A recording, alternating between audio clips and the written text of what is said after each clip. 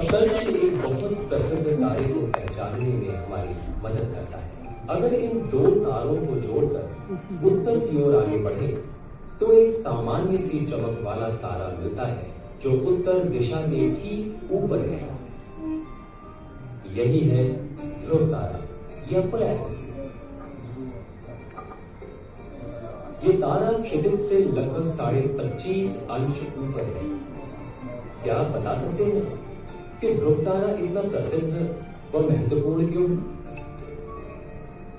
अब जरा सप्तर्षि के इस अंतिम तारे को देखिए जो भालू की पूंछ की नोक पर है। बस इस तारे से थोड़ा हटकर यहां स्थित है वशिष्ठ या मेजार। वशिष्ठ के ठीक नजदीक जरा ध्यान से देखिए, यहां पर आपको एक धुंधला सा तारा दिखाई दे रहा है। जी हाँ, यही है अरुंधति या एल्कोर।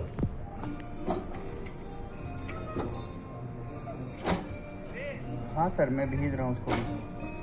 हेलो, हाँ सर, ठीक है सर। सप्तर्षि के अतिरिक्त आकाश में मौजूद और दिलचस्प तारामंडलों को हम देख सकते हैं। सप्तर्षि के ये खूबसूरत शहर को, इस शहर को बसाने में लगभग 1 हज़ार साल। इस यात्रा के दौरान अमेरिकी की राजधानी रोम, यूरोप की ऐतिहासिक राजधानी पेरिस से गुजरते हुए रूस की सेंट पीटर्सबर्ग या लेनिनग्राद पहुंचेंगे और अंत में अर्धरात्रि सूर्य के प्रदेश यानी उत्तरी ध्रुव में।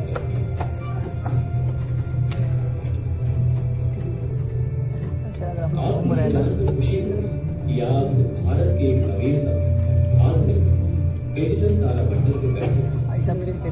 ये है आधुनिक तकनीक डिजिस्टार 5 प्रणाली। ये अत्यंत उच्च गुणवत्ता वाले प्रोजेक्टर से युक्त है। इस तकनीक के द्वारा हम उन आश्चर्यजनक दृश्यों को देख सकते हैं जो हमारी कल्पना से परे हैं।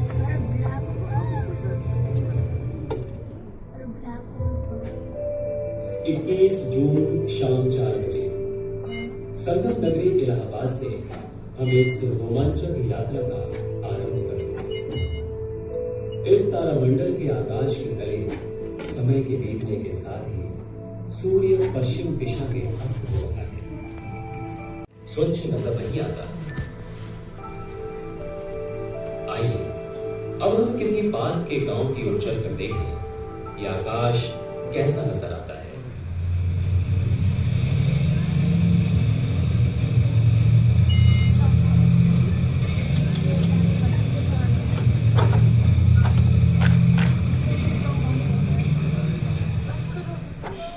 वाह, कितना फर्क है।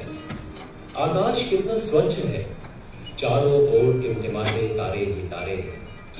प्राचीन काल से ही लोग इन तारों से प्रकाशित आकाश को कौतूहल भरी नजरों से निहारते रहे थे। आप और हम यदि कल्पना करें तो इन तारों को आपस में जोड़ने से विभिन्न आकृतियां नजर आती हैं।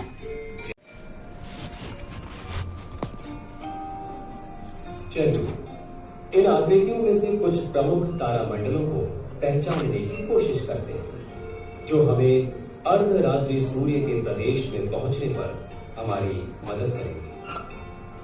सबसे पहले हम आकाश के उत्तर दिशा की ओर देखेंगे। तारों के इस समूह के बारे में तो अक्सर आपने सुना ही होगा, क्यों नहीं?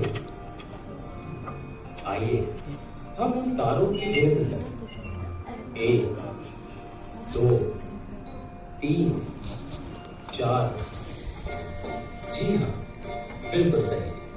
7 तारे हैं ये जो मिलकर एक भालू की आकृति बना रहे हैं। यही लग रहा है कि हम लोग घूम रहे हैं ना।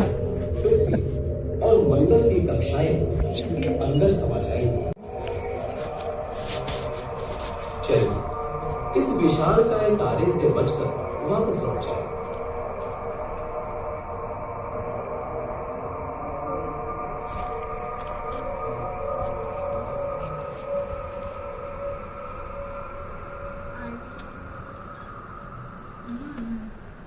और जरा वृश्चिक के पश्चिम में देखिए, यहां हमें एक और चमकीला पिंड दिखाई दे रहा है।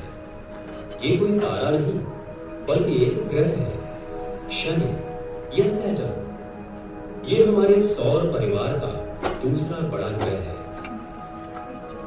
शनि के इन वलयों को एक साधारण दूरबीन की मदद से भी देखा जा सकता है। वॉयेजर अंतरिक्ष यान ने पता लगाया था कि ये वलय छोटे छोटे पत्थर के टुकड़ों व बर्फ से बने हैं जो ग्रह के चारों ओर परिक्रमा करते हैं।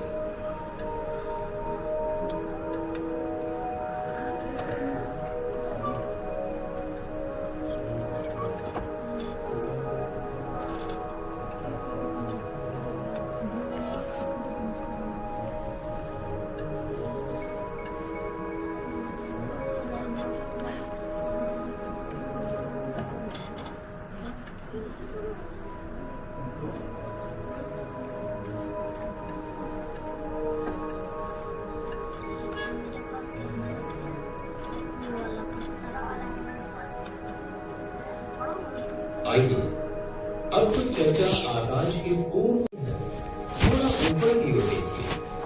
ये तारे एक उड़ते हुए हंस के आकृति में प्रतीत हो रहे हैं।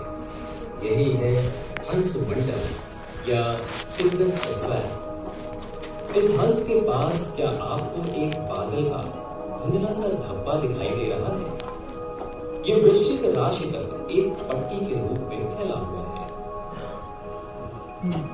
इस पट्टी को शहर के आकाश में आसानी से नहीं देख सकते। यही है आकाश गंगा या मिल्की वे। हजारों वर्ष तक ये प्रकाश में पट्टी एक जिज्ञासा का विषय बनी रही। 400 साल पहले हुई दूरबीन के आविष्कार के बाद ही लोग जान पाए कि आकाश गंगा क्या है। चलिए अब हम आकाश गंगा के इस क्षेत्र को एक शक्तिशाली दूरबीन की मदद से देखें। अरे ये कोई बादल नहीं बल्कि लाखों प्रकाश बिंदुओं का एक विशाल समूह है और हर प्रकाश बिंदु एक तारा है जो पृथ्वी की अपेक्षा लाखों गुना बड़ा है। वास्तव में ये तारे हमसे इतनी दूर हैं कि इन तारों को बिना दूरबीन की मदद के देखना असंभव है और इन सब तारों का सामूहिक प्रकाश ही हम देख पाते हैं। इस बात आपने शायद ध्यान दिया हो कि सप्तर्षि तारा मंडल अब पश्चिम दिशा में क्षितिज की ओर पहुंच चुका है। ये लगभग अर्धरात्रि का समय है। अब ये समय आ गया है कि हम अपनी उत्तरी ध्रुव की रोमांचक व जोखिम भरी यात्रा का आरंभ करें। इस यात्रा के दौरान हम एक तेज गति वाले वायुयान का उपयोग करते हुए पहला ठहराव रोम के इटली शहर में करेंगे। लेकिन इस यात्रा का आरंभ करने से पहले हम उत्तर दिशा की ओर एक नजर फिर से डालें। यहाँ पर आपको सामान्य सी चमक वाला ध्रुव तारा दिखाई दे रहा है जो अपने पूर्व स्थान पर ही स्थित है। अब तो आप इस ध्रुव तारे के महत्व को समझ ही गए होंगे। समय के बीतने के साथ ही आकाश के सभी तारे पूर्व से पश्चिम दिशा की ओर गति करते हैं, लेकिन ध्रुव तारा हमेशा अपनी जगह पर ही रहता है।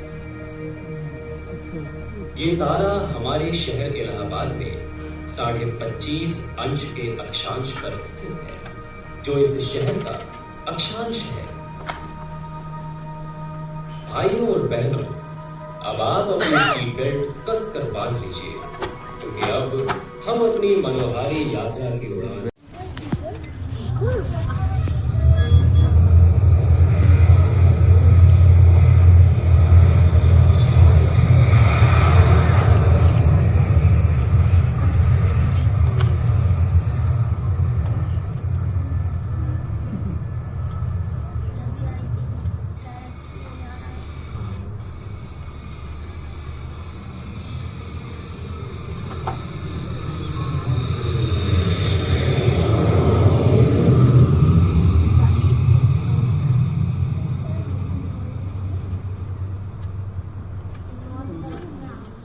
हजारों किलोमीटर की यात्रा करने के बाद हम इटली की राजधानी रोम पहुंच चुके हैं। रोम एक अनंत शहर। इस शहर का इतिहास 2500 वर्षों से भी अधिक पुराना है। प्राचीन दुनिया में ये क्रमिक रोमन साम्राज्य की राजधानी थी। रोम पश्चिमी सभ्यता के जन्म स्थानों में से एक है। क्या आपने ध्यान दिया कि यहाँ का अर्धरात्रि आकाश इलाहाबाद के आकाश, यहाँ पर हम देख सकते हैं कि सप्तर्षीय तारामंडल आकाश में ऊपर की ओर स्थित है। हम ये तो जानते ही हैं कि ये तारामंडल ध्रुव तारे को पहचानने। चलिए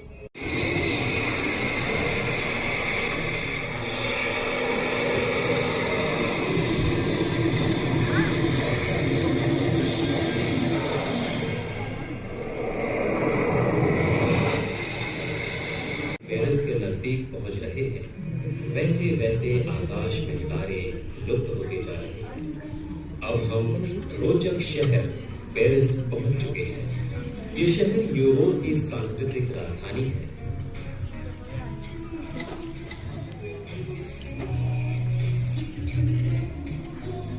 चारों ओर ये नारंगी आभा आप देख रहे हैं, यही है पूर्वी।